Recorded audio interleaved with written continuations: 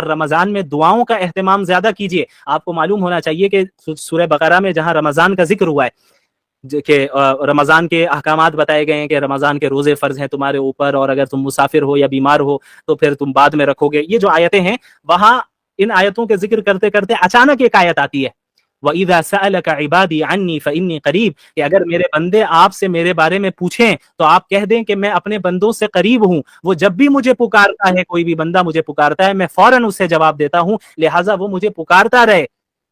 تاکہ وہ اور مجھ پر ایمان رکھتا رہے تاکہ وہ ہدایت پا سکے۔ یہ ایک دعا کی آیت آ گئی، پکارنے کی آیت آ گئی، پھر رمضان کی آیتیں شروع ہو گئی، پھر رمضان کے احکامات شروع ہو گئے۔ تو اس جگہ پہ مفسرین نے، جو کلاسیکل تفسیر کے اسکالرز ہیں، کلاسیکل اسکالرز ہیں، انہوں نے بیان کیا ہے کہ بھائی ایسی کیا وجہ ہے کہ ابھی تو رمضان کی بات چل رہی تھی، بیچ میں اچانک دعا کی بات آ گئی، اللہ کو پکارنے کی بات آ گئی، پھر رمضان کے احکامات شروع ہو گئے، مکمل رمضان کے احکامات ہی ہوتے ہیں، بیچ میں یہ آیت کیوں آئی؟ تو مفسرین نے یہاں نقطہ بیان کیا ہے کہ اللہ رب العالمین نے رمضان کے احکامات کے بیچ میں دعا کا ذکر کر کے یہ بتایا کہ رمضان میں دعاؤں کا اہتمام ہونا چاہیے، اور عام دنوں کے مقابلے میں اللہ رب العالمین رمضان کی دعاؤں کو زیادہ قبول کرتا ہے، اور قبولیت کی، ایکسیپٹنس کی پاسبلٹی میں رمضان میں زیادہ سے زیادہ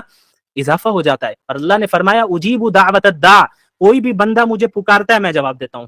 یا یہ نہیں کہا کہ کوئی عالم پکارے، کوئی بزرگ پکارے، کوئی ولی پکارے تبھی میں جواب دوں گا، نہیں، پکارنے والا مجھے پکارتا ہے۔ اب پکارنے والا جتنا بڑا گناہگار ہو، وہ بھی ایک مرتبہ اللہ کو دل سے پکارے گا، اسی وقت اللہ رب العالمین جواب دیتے ہیں۔ تو یاد رکھیے رمضان کا مہینہ ایسا ہے جہاں اللہ نے رحمت کے دروازوں کو کھولا ہے اور آپ کو بلا رہا ہے، اللہ تیار ہے آپ کی مغفرت کرنے کے لیے اور آپ کو معاف کرنے کے لیے، بس انتظار ہمارے اور آپ کی توبہ کا ہے۔ ہم بس توبہ کر کے رجوع کر لیں، اللہ تو منتظر ہے، اللہ انتظار کر رہا ہے کہ یہ میرا بندہ اور میری بندی میرے پاس کب لوٹ کر آئیں، یہ واپس لوٹ کر آئیں۔ اور اتنی اپارچونٹیز ہماری دنیا میں، اس دنیا میں اللہ نے ہمیں دے رکھی ہیں، اگر ہم ان تمام اپارچونٹیز کو ضائع کر دے رہے ہیں تو پھر کیا حاصل ہے؟ کچھ حاصل نہیں ہے۔ پھر رمضان میں اتنی اپارچونٹیز ہیں، عام دنوں میں اللہ کے نبی نے کیا فرمایا صلی اللہ علیہ وسلم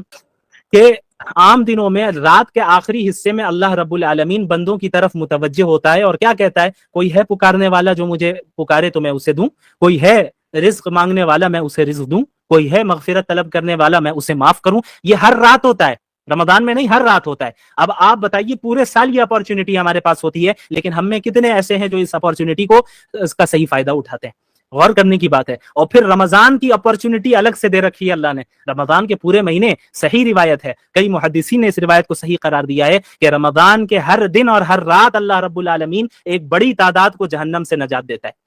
تو ہمیں اللہ سے ہر وقت امید لگائے رکھنی ہے۔ افطار کے وقت بھی جو ہے دعا کا اہتمام کرنا ہے۔ عموماً عورتوں کا کیا مسئلہ ہوتا ہے کہ مجبور بھی ہو جاتی ہیں بیچاری کہ انہیں پکوڑے تلنے میں وہ مصروف ہے، اس وقت دعا کا اہتمام نہیں ہو رہا ہے۔ تو گھر والوں کو بھی سمجھنا چاہیے، مردوں کو بھی ان چیزوں کو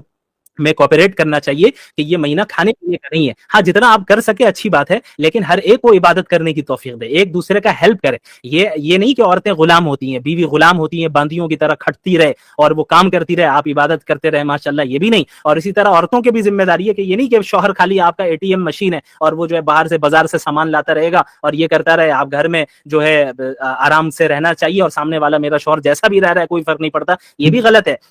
یہ جو زندگی ہے ایک دوسرے کے ساتھ تعاون کر کے، ایک دوسرے سے محبت کر کے، ایک دوسرے کا خیال رکھ کے اور ایک دوسرے کے لیے قربانی دے کر آگے بڑھے گی۔ اور پھر اسی زندگی میں جب ہم ایک دوسرے کے لیے قربانی دیں گے، دنیاوی چیزوں میں بھی اور آخرت کی چیزوں میں بھی، فکر کریں گے کہ بھئی میری بیوی نے نماز پڑھی یا نہیں پڑھی، میرے شوہر نے نماز پڑھی یا نہیں پڑھی، میرے والدین نے نماز پڑھی یا نہیں پڑھی، میری اولاد کو موقع ملا کہ نہیں ملا نماز پڑھنے کا۔ ان تمام چیزوں کا جب ہم لحاظ رکھیں گے تو ہمارے گھر میں ایک مبارک اور بابرکت اسلامی معاشرہ اور ماحول قائم ہو جائے گا، اور اللہ رب العالمین سے امید ہے کہ ہم